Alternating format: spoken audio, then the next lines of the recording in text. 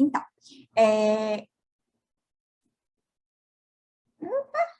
Ai, gente, não consigo passar agora. Bom, eu vou iniciar essa apresentação com uma perguntinha para vocês a ser respondida no Padlet. Então, eu vou mandar um link na conversa e eu gostaria que vocês participassem, só para eu saber o quanto que vocês já sabem sobre o assunto, qual é a visão de vocês sobre os mecanismos de resistência, tolerância, enfim, sobre a sobrevivência bacteriana de modo geral. E depois eu vou falar um pouquinho, vou contextualizar o assunto, vou mostrar alguns dados científicos do meu mestrado, algo sobre o que eu estou fazendo agora, e, enfim, vou partir para o papel da saúde única em relação a tudo isso. E no final, eu vou pedir para vocês responderem também, novamente, um Padlet, para a gente conversar um pouquinho sobre a visão de vocês, da profissão de vocês, acerca desse assunto. Então, vamos lá, eu vou mandar o link para vocês responderem a pergunta: quais fatores contribuem para o sucesso bacteriano? De modo geral, pode escrever sem medo. Então, eu vou sair aqui da tela para compartilhar o Padlet. E o link com vocês. Um minutinho.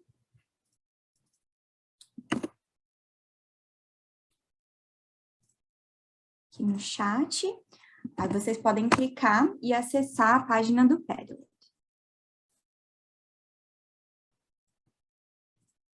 Vocês conseguem ver a minha página? Sim, Mariana. Sim? Pode responder, gente, sem vergonha.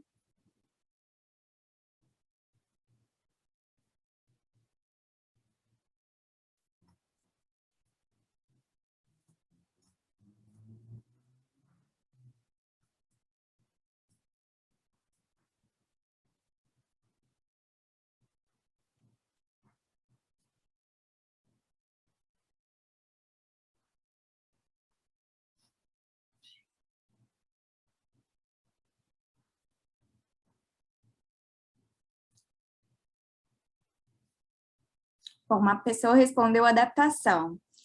Essa palavra é ótima. Realmente, ela resume muita coisa. Outra respondeu uso inadequado de antimicrobianos. Uma terceira pessoa respondeu mutações. Novamente, uso inadequado de antimicrobianos. É isso aí, pessoal. Vocês estão no caminho certo do pensamento.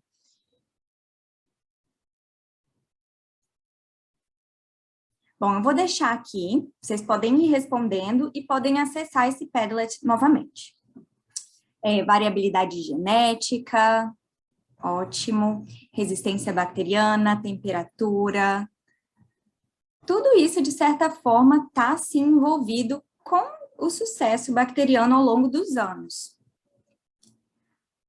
Acho que tem mais gente escrevendo, mas depois eu volto nesse Padlet com as respostas. Vocês podem escrever. Vamos voltar para a apresentação.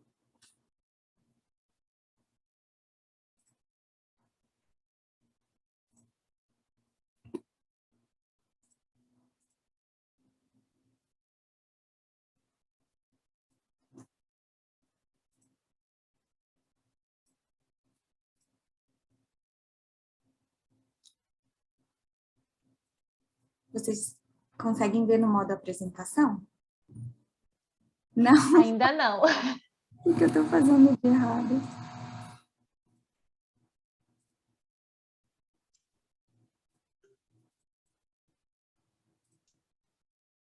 Não, vai dar certo.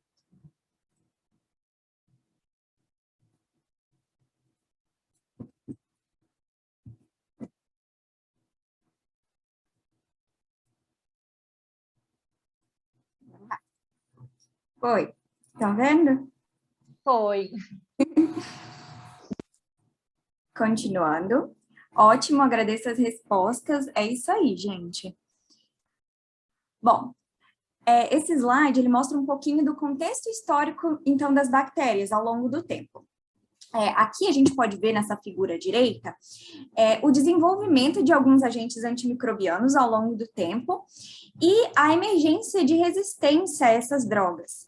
Então, a gente pode ver, não está aqui nessa figura, mas o Salvarsan, ele foi o primeiro antimicrobiano a ser sintetizado para o tratamento da sífilis, e foi em 1910. Porém, lá para 1928, que foi o descobrimento da penicilina, e seu uso começou a ser feito em 1940. E a gente pode ver que pouco tempo após o seu uso clínico, houve surgimento, a emergência de resistência, né, de algumas bactérias a esse antimicrobiano. E por aí vai. A gente chama a época de entre 1940 a 1960 os anos dourados do desenvolvimento de antimicrobianos. Como a gente pode ver aqui, o desenvolvimento, a síntese de diversas drogas.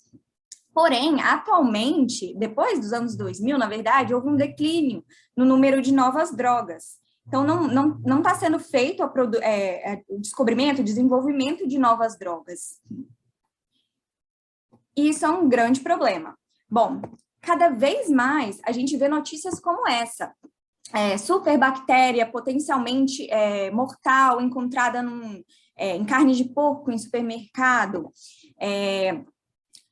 frangos em supermercado, eles mostram altos níveis de bactérias resistentes a antimicrobianos, foco de micro-organismos super resistentes emergindo em fazendas ao redor do mundo, né? E também micro-organismos nunca vistos antes, que foram trancados dentro de gelos. Eles estão sendo vistos por causa da mudança climática, né? Então, cada vez mais a gente vê notícias como essas. Bom, mas Mariana, todas as bactérias são vilãs? Não, não são. Nessa figura a gente pode ver a distribuição da microbiota. As bactérias, chamadas bactérias do bem, que fazem parte do nosso organismo. Então, a gente vê que a predominância está no trato gastrointestinal. Existe uma estimativa que uma pessoa normal, ela apresenta um número de 3,9 vezes 10 elevado a 13 de bactérias no corpo. Antigamente, existiam pesquisadores que falavam que a gente tem mais bactéria do que células humanas. Mas essa informação não é verídica, já foi comprovado. Não comprovado, né? Já foi estimado que isso não é verdade. Principalmente, pois após cada defecação, a gente perde milhares de bactérias. Bom, falando em defecação, não sei se vocês já ouviram falar, por favor, fala aí se vocês já conhecem o chamado transplante fecal. Sim, eu não sou expert do assunto, mas existem transplantes fecais, inclusive eles podem ajudar a prevenir e controlar determinadas patologias. Sim. Bom, continuando, todas as bactérias são vilãs? Não.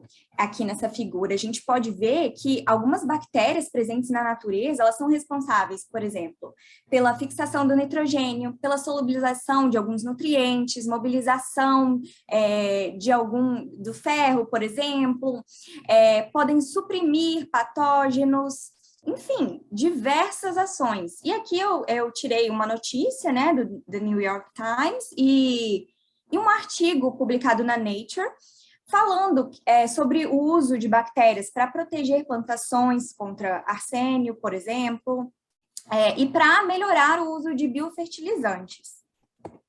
E, por fim, não só as bactérias, né, vou dar o crédito para alguns fungos também, são responsáveis pela produção alimentícia. A gente pode citar aí queijos, vinho, cerveja, enfim, vinagre. Então, a resposta, no geral, é não. Não são todas as bactérias que são ruins.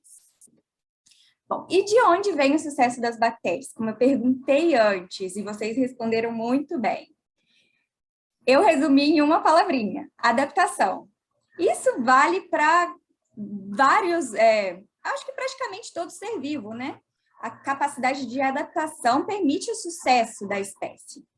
Desculpa barulho de fundo, é que aqui em Maruípe é terrível. Bom, aqui eu queria fazer uma perguntinha para vocês. Se vocês já ouviram falar de tolerância e persistência a antimicrobianos. Tolerância e persistência bacteriana a antimicrobianos. Vocês já ouviram falar? Por favor, respondam. Deixa eu ver o chat aqui. Gente, eu nem estava olhando o chat. Vocês responderam algumas coisas. A Cristina falou sobre transplante fecal, tratamento de câncer de colo, certo? Além da detecção, uso excessivo e errado de antimicrobianos.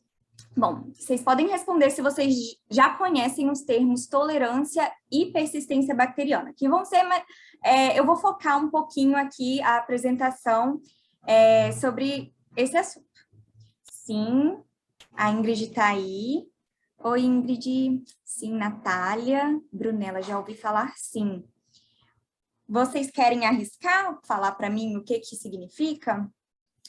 Eu pergunto isso porque antes de eu entrar no meu mestrado, lá em 2017, eu não sabia o que era.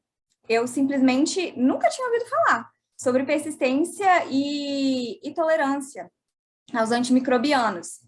Até que eu vi um artigo muito bom da doutora Balaban, na Nature, que ela diferencia, ela distingue os termos resistência, persistência e tolerância. Teve Regiane falou que ouviu falar muito sobre isso. Que bom! É muito interessante que a pesquisa, a educação está sendo voltada para isso. Ingrid respondeu, eu acho que tem a ver com a proporção de células bacterianas que sobrevivem. Tem sim, Ingrid, principalmente a persistência. Bom, e também a forma como elas sobrevivem.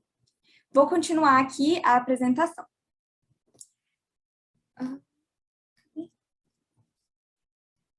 Bom, essa figurinha, ela mostra, inclusive é da doutora Balaban, que eu mencionei anteriormente, ela mostra a resistência a antimicrobianos em relação às bactérias que são sensíveis, tolerantes e persistentes. E aqui tem o MIC, que é a concentração inibitória mínima de determinado antimicrobiano. Então, quando é feito o teste MIC em laboratórios, não sei se todo mundo sabe, se passou pela microbiologia, se sabe o que é MIC. Bom, a resistência, ela normalmente é avaliada laboratorialmente através dessa concentração inibitória mínima. Se ela for acima de determinado valor de referência, as bactérias são consideradas resistentes. Então, a resistência é um fenômeno geralmente relacionado a mutações genéticas que conferem essa sobrevivência aos antimicrobianos. E ela é chamada de dose dependente ou concentração dependente. Então, se você usar concentrações maiores de determinado antimicrobiano, pode ser que a terapia tenha eficácia, usando esse mesmo antimicrobiano. Mas, para tolerância e persistência, elas são chamadas de fenômenos que são tempo-dependentes. E é aí que está a pegadinha. Então, vamos lá. Esse gráfico, ele ilustra as sobreviventes frente a uma terapia antimicrobiana. E aqui em verde são as bactérias que são sensíveis a essa droga. Você vê aqui que elas morrem muito mais rápido que as bactérias chamadas tolerantes. E tem o chamado MDK, que é um método para você avaliar se a bactéria é tolerante ou persistente frente às resistentes. Então, não é mais o MIC que entra aqui, e sim o tempo mínimo de morte de determinada porcentagem da população. Tá, Mariana, não estou entendendo nada. Bom, vou explicar. As tolerantes, elas representam mais que 1% da população. Então, elas são bactérias que elas conseguem sobreviver devido, por exemplo, a um crescimento lento. Então, não é algo específico a uma droga, como é o caso da resistência, mas pode ser para várias drogas, já que a maioria das drogas tem como alvo o quê? O metabolismo ativo das células. Então, se ela está dormindo, se ela está com aquele metabolismo lento, ela vai sobreviver à maioria dos antimicrobianos, correto? E a persistência, ela vai diferir da tolerância no quesito proporção da população, como a Ingrid respondeu nos comentários anteriormente. Então, a persistente, normalmente, ela é chamada de uma subpopulação. Então, aqui, a curva, ela tem uma característica bifásica. Então, essa população, que em geral é sensível, vai morrer rapidamente, enquanto aquela subpopulação persistente vai demorar um tempo maior para morrer. Então, vamos lá. Você pode me perguntar, tá, Mariana, todas as bactérias resistentes, elas são devido à mutação genética? O que vocês acham? Toda resistência, ela é caracterizada por mutação? Responde aí nos comentários, por favor.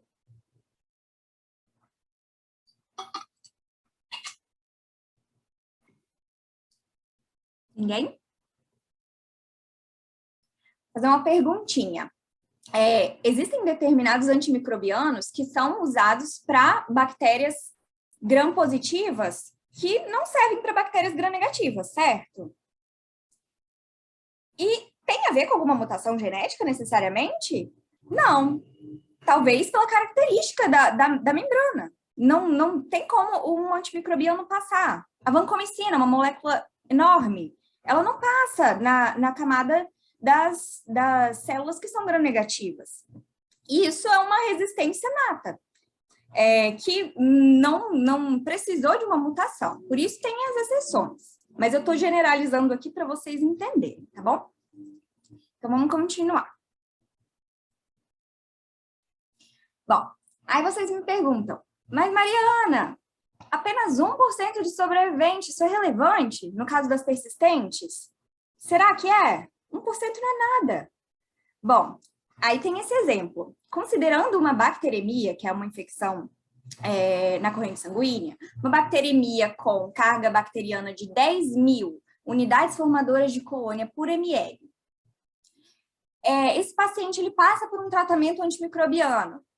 E aí, aquela populaçãozinha persistente de 1%, ela vai corresponder a quanto? Assim, acerca dessa população aqui? 100 UFC por ml, certo?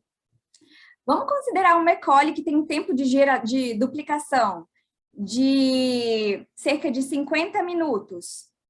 Vai levar mais ou menos 5 horas e 50 minutos apenas para essa carga bacteriana chegar a 10.000 UFC por ml. Então, vocês conseguem ver que em relação à persistência, em relação à bactéria, 1% é muita coisa e não pode ser negligenciado. Então, é um fenômeno que merece sua devida atenção. Então, continuando. Além disso, existem vários estudos que eu posso passar para vocês depois, eu não vou entrar nesse mérito, mas eles basicamente falam que a persistência ela pode facilitar a aquisição da resistência. Então, existem cálculos matemáticos que podem estimar isso. E ela pode fazer isso de duas maneiras.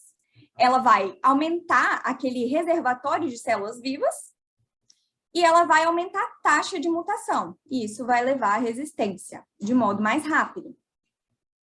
E a resistência é um fenômeno muito mais difícil de ser tratado, muito mais preocupador, porque é um fenômeno que geralmente não é reversível. Não sei se eu mencionei antes, mas a tolerância e a persistência, ela pode ser reversível.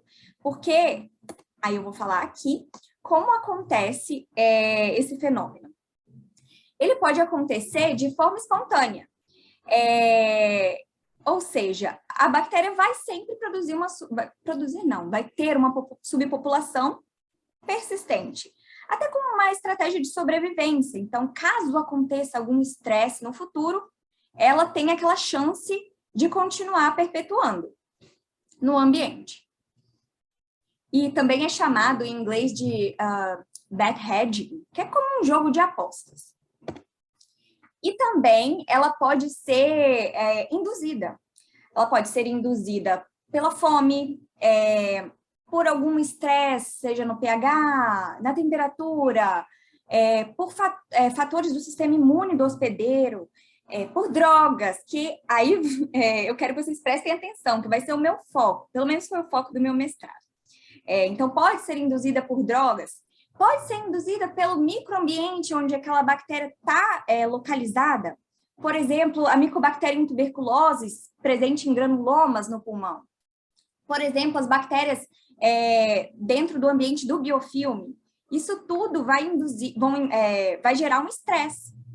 E a gente sabe também que a comunicação bacteriana, chamada de quorum sensing, ela também pode levar à persistência. Então, as bactérias se comunicam. Elas se comunicam através de partículas que elas excretam e elas, falam uma para outra. Olha, acho que esse ambiente não tá legal. Vamos reduzir o metabolismo. Vamos ficar quietinha aqui. Então, é assim que acontece. Bom, isso quer dizer que nossas ações podem tanto piorar quanto controlar esse fenômeno? Sim. De forma geral, existem vias que estão sendo estudadas, isso tudo não está ainda totalmente claro, mas existem algumas vias relacionadas à formação de persistência, de tolerância. E o que elas têm em comum? São essas condições de estresse, dano ao DNA, que vão levar a situações em que a bactéria vai diminuir o metabolismo dela, seja diminuição da replicação, transcrição, tradução do DNA, da força protomotora. Então, a bactéria vai ficar lá, dormindo. E quando ela estiver num ambiente propício, ela vai acordar. Por isso que é um fenômeno reversível.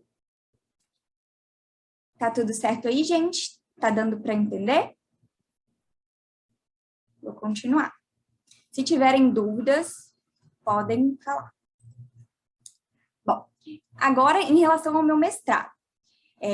O meu mestrado, ele aconteceu entre 2017 a 2019, e como resultado eu publiquei esse artigo junto com a professora Kênia, que também faz parte do grupo, e a Maria, que fez parte do grupo também anteriormente, e o título do meu artigo foi Tolerância induzida por drogas, o efeito da pré-exposição ou da exposição prévia a antimicrobianos em Stenotrofomonas maltophilia. E qual foi o objetivo? Foi o objetivo de investigar se a exposição prévia dessa bactéria a alguns antimicrobianos induzirá tolerância às drogas de escolha para o tratamento de suas infecções. Calma aí que eu vou explicar, tá confuso. Bom, e de onde surgiu esse tema? Nossa, não é um tema tão aleatório? Por que Stenotrofomonas maltophilia? Por que tolerância de outros antimicrobianos contra... enfim, de onde surgiu? Bom, a professora Kênia, ela sempre trabalhou muito com isolados de infecções sanguíneas de pacientes em hemodiálise. E o que a gente via? A gente via que a proporção de micro-organismos gram-positivos e gram-negativos era similar.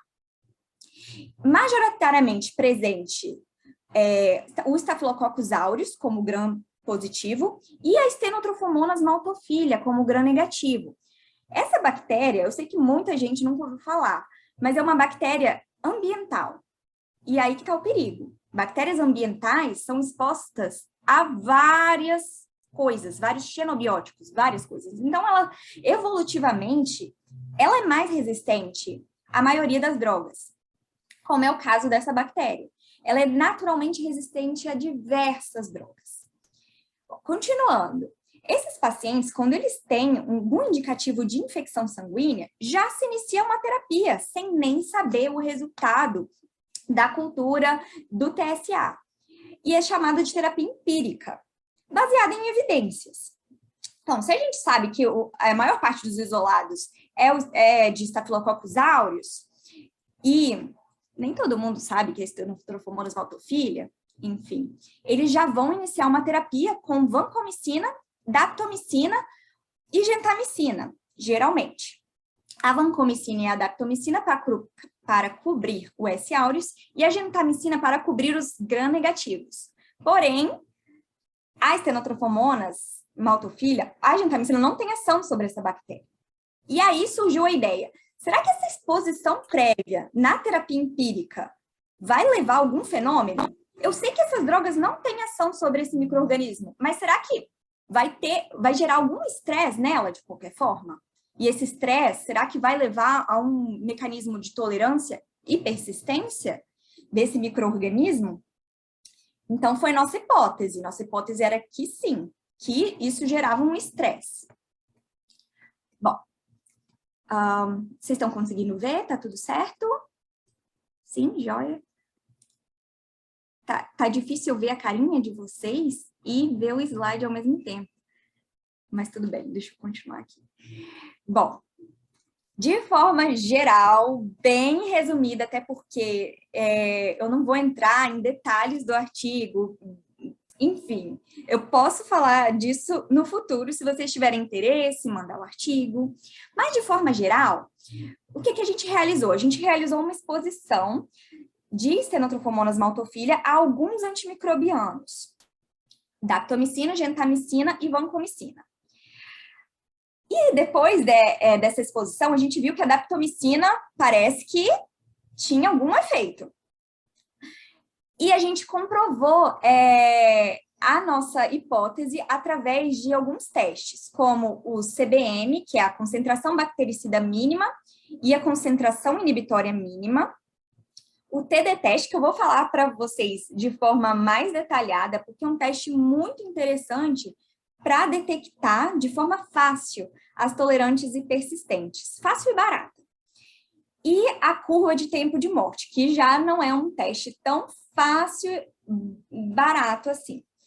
Mas ele também consegue distinguir, através, lembra daquele MDK? Você consegue distinguir quem é tolerante, quem é persistente, quem é resistente. Então, vamos lá. Nessa foto aqui à esquerda, ela é muito interessante, porque ela mostra, aqui, como parental, a cepa que não foi exposta à daptomicina. E a gente realizou concentração bactericida mínima de levofloxacina posteriormente. Então, a gente vê aqui que a concentração de 0,25 microgramas por ml matou quase toda a população. É claro que eu tinha um controle para saber qual era o meu inóculo inicial, tá, gente? Porque CBM é identificado como uma concentração para matar 99,99% da população. Vocês estão vendo esse crescimento aqui da cepa chamada persistente, aquela exposta à daptomicina? Vocês acreditam que esse crescimento é negligenciado? Isso aqui não significa nada, porque a CBM é a mesma. Isso aqui não é, isso aqui é menos do que 0,01% da população do inóculo inicial. Mas vocês concordam comigo que está gritante a diferença? E que essa bactéria, em horas, como eu mostrei naquele exemplo, ela pode levar a uma população enorme e levar a recidivas? Como é o caso que a gente estava vendo nos pacientes que a gente recebia amostra. Eles tinham muitas recidivas, eles eram tratados, saiu o resultado da cultura, sensível, ótimo, inicia a terapia. O paciente não respondia ou o paciente tinha recidiva. Então, a gente não pesquisa mais a fundo, sabe? A gente não verifica. Será que não é uma persistência e você precisa apenas... claro que é mais complexo que isso, mas teoricamente você precisa ter uma terapia mais longa, já que essa bactéria é tempo dependente? Bom, continuando, fizemos a curva de tempo de morte e a gente descobriu que essa bactéria, exposta à daptomicina previamente, ela levava um tempo a mais para morrer. E ela tinha uma característica de curva bifásica. Então, a nossa população era o quê? Tolerante ou persistente? O que vocês acham? Responde aí no chat. Vamos ver se vocês estão prestando atenção. Muito bem, Gustavo. Persistente. Continuando. Se tiver muito específico, gente, eu posso parar e explicar melhor, tá? Continuando. E o TD-teste? Lembra que eu falei que é um teste super fácil, dá para fazer na rotina? Como que ele é feito? O TD-teste nada mais é que uma adaptação do Kirby-Bauer. O Kirby-Bauer era o teste de disco de fusão que a gente já conhece. Eu acho que a maioria de vocês, pelo menos quem já fez microbiologia, sabe como é feito esse teste. Você tem um inóculo bacteriano, faz o tapete naquela placa de agar, coloca os discos com o antimicrobiano e incuba. Depois de 24 horas, você vai medir o diâmetro de inibição que aqueles antimicrobianos tiveram sobre aquela bactéria. E você vai avaliar isso sobre dados de referência. A etapa de adaptação nada mais é do que esperar as 24 horas e retirar os discos. Pelo menos foi o que funcionou para a gente, mas a autora que nós nos baseamos, né, que a gente se baseou para fazer esse teste, ela substituía o disquinho por nutriente, por glicose. Mas a gente viu que só de tirar o disco, a gente teve o efeito que era de incubar novamente. E aqui nesse desenho, vocês conseguem ver meu cursor? Conseguem, né? E aqui nesse desenho, a gente vê que depois dessa incubação sem o disco de antimicrobiano, as tolerantes, elas crescem ao redor daquele halo de inibição. E existe uma classificação, como tolerância baixa, de 0 a 10 colônias, crescidas dentro desse halo, de tolerância média, de 10 a centenas, e tolerância alta, que é crescimento em tapete, você não consegue visualizar colônias. E a gente fez esse teste. Nosso resultado foi esse. A gente pode ver aqui que para ticarcilina e clavuonato, aquela cepa nossa chamada de D25, que é aquela exposta previamente à daptomicina, aqui nas 24 horas iniciais, o halo foi o mesmo. Nas 48 horas, ou seja, depois da retirada do disquinho, vocês veem aqui o crescimento em tapete. Um crescimento em tapete. Aqui, para a levofloxacina, a gente vê que diminuiu também foi em tapete, o halo diminuiu em comparação com a parental. E aqui para a ceftazidima, novamente, crescimento em tapete em relação à parental, que não foi exposta à daptomicina. É um teste tão simples, que pode ser adaptado para a rotina laboratorial. Porque essa bactéria aqui, ela teve um MIC idêntico à bactéria parental. O MIC foi o mesmo, ela era sensível. Se fosse feito só a concentração inibitória mínima, resultado sensível. Mas aqui você consegue ver que tem uma população considerável, população... Aqui, né, para esse teste não existe a diferenciação de tolerante persistente, apenas com a curva. Mas a gente pode ver as bactérias sobrevivendo. Apenas a exposição da daptomicina, que teoricamente não tem efeito nenhum sobre Stenotrophomonas maltophilia, mas levou a um estresse. Bom, e existem substâncias que podem reverter esse fenômeno? Existem várias substâncias que estão sendo estudadas, eu não vou entrar nesse mérito porque eu acho que já viraria uma outra apresentação. Mas sim, existem. E de forma indireta, no meu doutorado, eu testo uma dessas substâncias para Mycobacterium tuberculosis, que agora é o meu micro-organismo, que é o micro-organismo que eu estudo. Bom, e para MTB, Mycobacterium tuberculosis, a gente tem o chamado filtrado de cultura. O que é isso, Mariana? A gente produz o filtrado de cultura através de uma cultura velha de MTB em meio líquido. E é conhecido que essas bactérias, elas produzem determinadas proteínas nesse meio líquido, que é meio que para avisar as outras, ei, tá na hora de acordar, vamos acordar? E essas proteínas são chamadas de RPF, que do inglês vem de fatores promotores de ressuscitação. Existem 5 tipos. Ainda não temos muitos dados sobre essas proteínas. O que a gente testa aqui não são as proteínas isoladas, aqui no doutorado eu digo, é o filtrado de cultura de modo geral. E existe um artigo que, ao deletar os genes de produção dos RPFs, eles viram que, mesmo assim, o filtrado de cultura tinha efeito.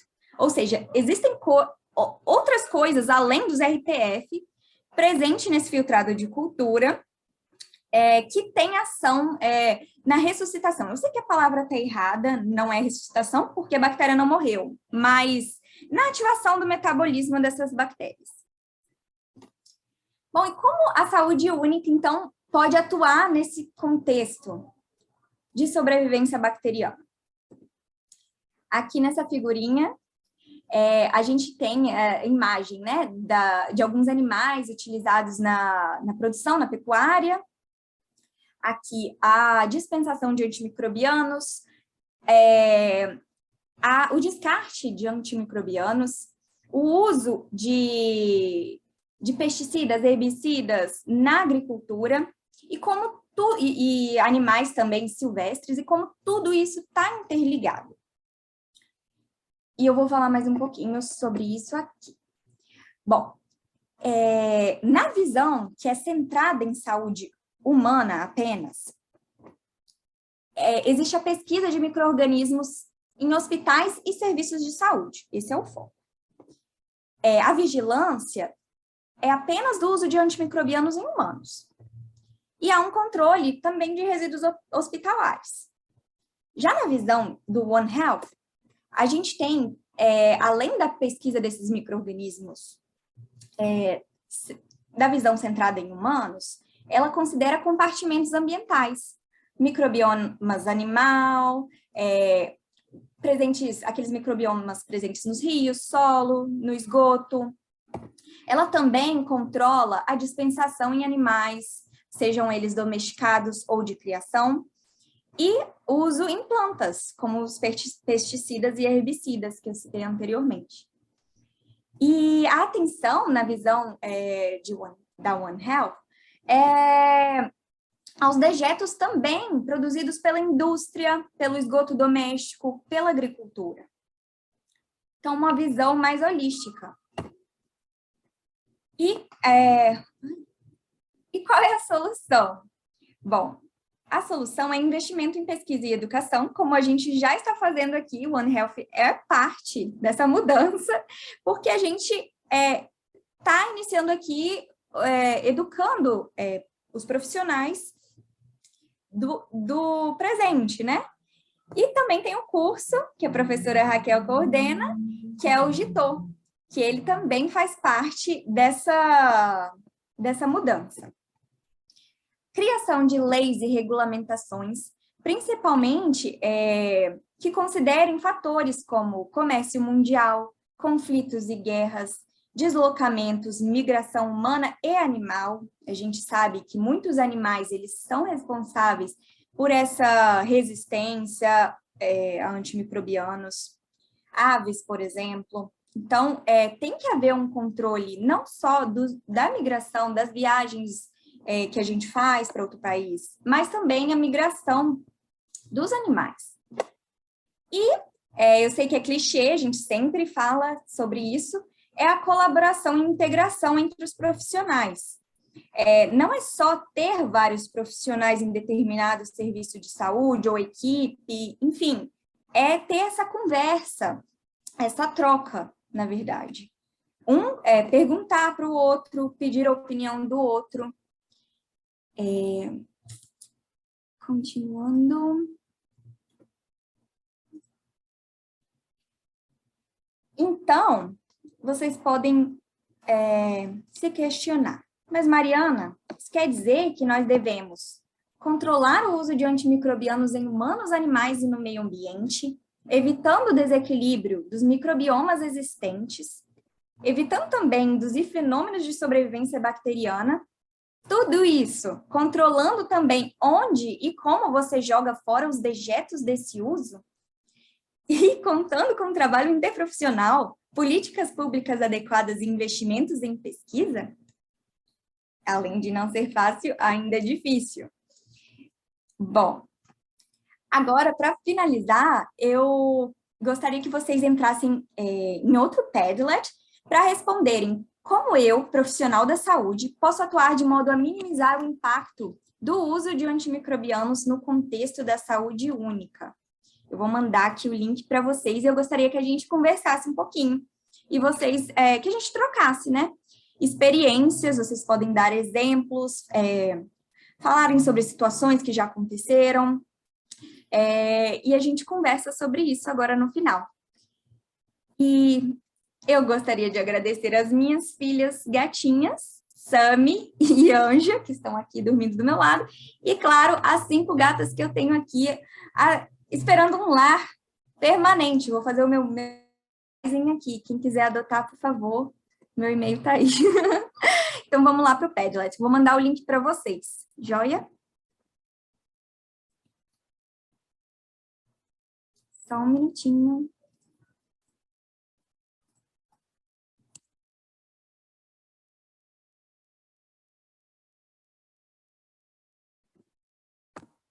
Pronto, agora vocês podem acessar e eu vou compartilhar minha tela aqui para mostrar as respostas.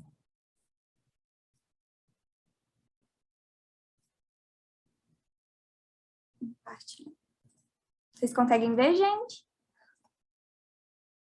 Por favor, não me deixe no vácuo.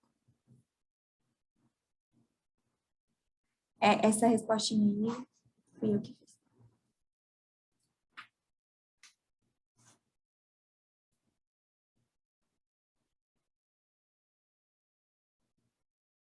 Aí é só vocês clicarem aqui nesse maisinho, vocês conseguem adicionar uma publicação, tá?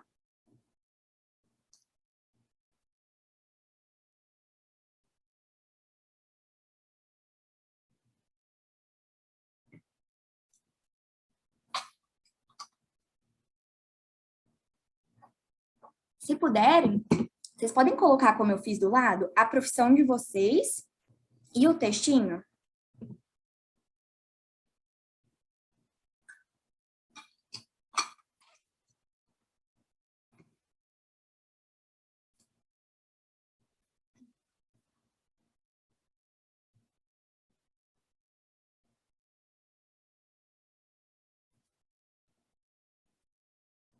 Alguém respondeu, educação comunitária para o uso consciente na agricultura e pecuária.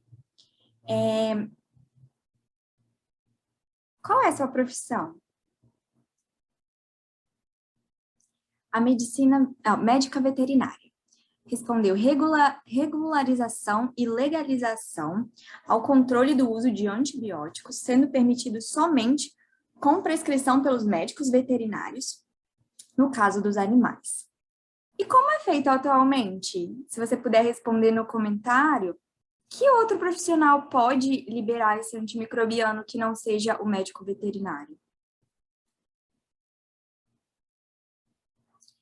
Aqui do lado, treinamento da equipe de saúde, médicos, a respeito da importância da prescrição. Isso é muito importante, a gente vê muito isso. Eu trabalho também em drogaria e eu não sei se vocês estão vendo a escassez de antimicrobianos, principalmente para uso pediátrico. E a quantidade de... Eu sei que não necessariamente uma coisa tem relação à outra, existe falta de insumos, etc., mas a gente vê uma prescrição sem limites de antimicrobianos para crianças. Será mesmo que elas estão com alguma infecção bacteriana? Será que não é algo viral? Enfim, será que tá tendo uma atenção correta quanto a essa prescrição? Gente, vocês podem falar também, tá? Biologia. Conscientização acerca de uma terapia antimicrobiana adequada. Com certeza. Para focar, né, nos resultados laboratoriais, quando for possível, e usar antimicrobianos realmente de baixo espectro, né, voltados para aquele micro-organismo. Médico, conscientização da comunidade a respeito da necessidade e especificidade do uso de antimicrobianos. Perfeito.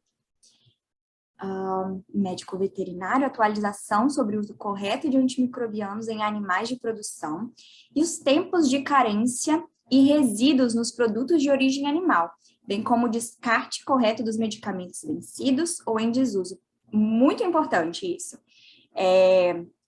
O descarte, eu falo por mim, a maioria de nós não tem uma forma fácil de descarte de antimicrobianos, principalmente aqueles usados em casa. Venceu uma cartelinha sei lá, vou jogar no lixo normal.